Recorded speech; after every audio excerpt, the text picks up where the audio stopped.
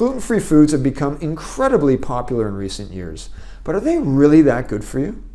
It probably comes as no surprise to you, but the word gluten and gluten-free have become one of the biggest buzzwords in recent years in the health and wellness space. Now, it wasn't that long ago, but gluten was actually only synonymous with celiac disease, or going gluten-free was something that only celiac patients would have to do.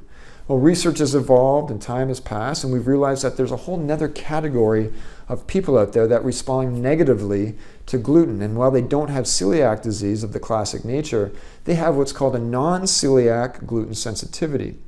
And these people, combined with celiac patients, they would generally be told to go on the traditional gluten-free diet, which is cutting out barley, rye, wheat, spelt, and depending on where it's made, oats.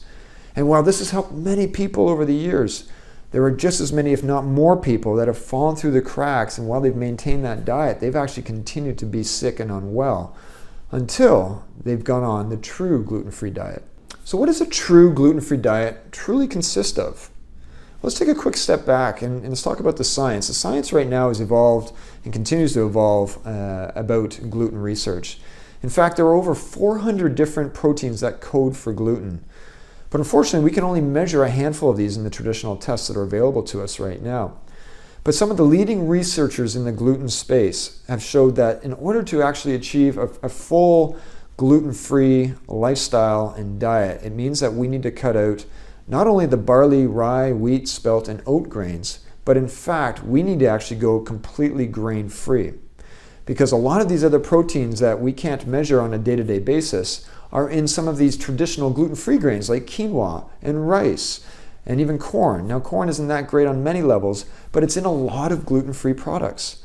So some of these gluten-free products that we're consuming are making people continue to be sick, and in fact, some cases they're getting much sicker. So the other aspect of going on a true gluten-free diet is being very careful with legumes, because legumes are very rich in different types of lectins. And lectins can actually act as gluten receptor triggers, meaning that we've got these receptors on our cells, and while they may be gluten-free, these foods can actually still trigger those receptors and create and initiate some of the inflammatory processes that are involved with responding to gluten negatively.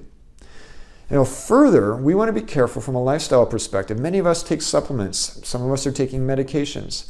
And we've got to be so careful because inside these medications and inside these supplements, if they're not made at a high grade level, there's often a lot of gluten that goes into these in terms of the fillers and some of the other ingredients. So it's really important that you're getting a gluten-free approved supplement or medication if you are taking these at all. Those are the real aspects of a true gluten-free diet. And I challenge you, if you haven't done this yet, I challenge you to try a true gluten-free diet today. So for more information and free guides, please jump over to thehealthygutinstitute.com, and I'll see you at the next video.